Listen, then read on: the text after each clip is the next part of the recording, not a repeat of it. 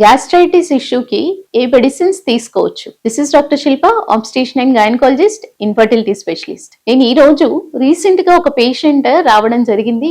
బాగా గ్యాస్ట్రైటిస్ అవుతుంది, బ్లోటింగ్ వస్తుంది, తేన్పులు వస్తున్నాయి. ఏం చేయాలి మేడం దీనికి? ఈ సమస్యకి పరిష్కారం ఏం లేదా? ఏం చేయొచ్చు? యాంటాసిడ్ తీసుకోమని చెప్పారు, అది హార్మ్ఫుల్ కాదా?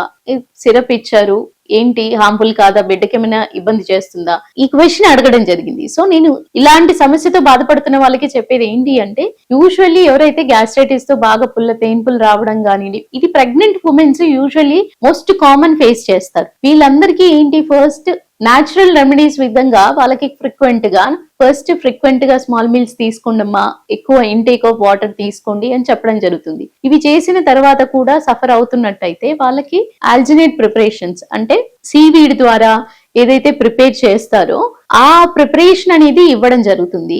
ఆల్జినేట్ ప్రిపరేషన్స్ ఇచ్చినప్పుడు విచ్ ఇస్ వెరీ సేఫర్, ప్రెగ్నెన్సీలో బిడ్డకు కానీ ఏ రకమైన హాని జరగకుండా ఉండే ప్రిపరేషన్స్ ఫస్ట్ ఇవ్వడం జరుగుతుంది. అంటే జెలిసిల్ కానివ్వండి, మ్యూకైన్ జెల్ కానివ్వండి, సుక్రాల్ఫేట్ అని ఈ సీవీడ్ ద్వారా ప్రిపేర్ చేసే ప్రిపరేషన్స్ తో చేసిన ఆల్జినేట్ ప్రిపరేషన్స్ ని ఇవ్వడం జరుగుతుంది. ఈ సిరప్ ని కాస్త మీరు ఒక 10 ml వరకు తీసుకొని, అవసరమైతే ఇది 4 times అయినా తీసుకోవచ్చు, బట్ 10 ml వరకు తీసుకొని అలా గొంతులో కొంతసేపు ఒక సూతింగ్ లేయర్ లాగా ఫామ్ అయ్యేంత వరకు, అంటే ఈ ఆల్జినేట్ అనే కాంపోజిషన్ తో వచ్చిన మెడికేషన్ ఏదైతే మీరు తీసుకుంటారో, తీసుకున్నది ఫుడ్ పైప్ లో అంటే ఈసోఫెగస్ లో ఒక చిన్న లేయర్ లాగా అవ్వడం జరుగుతుంది. ఈ విధంగా వాళ్ళల్లో గ్యాస్ట్రైటిస్ యాసిడ్ ఫార్మేషన్ ఏదైతే ఉంటుందో పైకి రాకుండా అదొక లేయర్ ని ఫామ్ చేయడం జరుగుతుంది. ఇలా చేయడం వల్ల వాళ్ళలో గ్యాస్ట్రైటిస్ ఇష్యూ వచ్చినా తొందరగా ఫుడ్ ఇంటేక్ బాగా లేట్ చేసినప్పుడు కూడా ఫుడ్ పైప్ వరకు అంటే ఈసోఫెగస్ ని ఇరిటేట్ చేయకుండా వాళ్ళకి బ్లోటింగ్ అనే సెన్సేషన్ రాకుండా కొంతవరకు కంట్రోల్ చేసుకోగలుగుతారు. సో ఈ బ్లోటింగ్ అనే సమస్య ఓన్లీ ప్రెగ్నెంట్ ఉమెన్ కి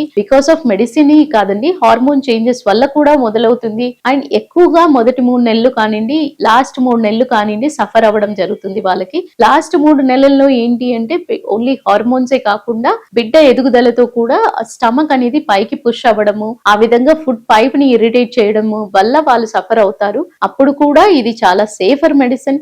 ఫస్ట్ ఆప్షన్ గా తీసుకొని దీనితో కూడా వాళ్ళకి రికవరీ లేదు అంటే అప్పుడు యాంటాసిడ్స్ రూపంలో ఉండే ఒమేస్ కానీ పాంటోప్రజోల్ కానివ్వండి మీరు తీసుకున్నట్టయితే, అది ఓవర్ ద కౌంటర్ కాకుండా మీరు గైనకాలజిస్ట్ ని కన్సల్ట్ అయ్యి వాళ్ళ సజెషన్ ప్రకారం తీసుకున్నట్టయితే ఏ మెడిసిన్ మీకు సూట్ అవుతుంది అనేది తెలుసుకొని తీసుకోవడం అనేది ఎవ్రీ టైం సేఫర్ అండ్ అది పాటించడమే మంచిది. Thank you.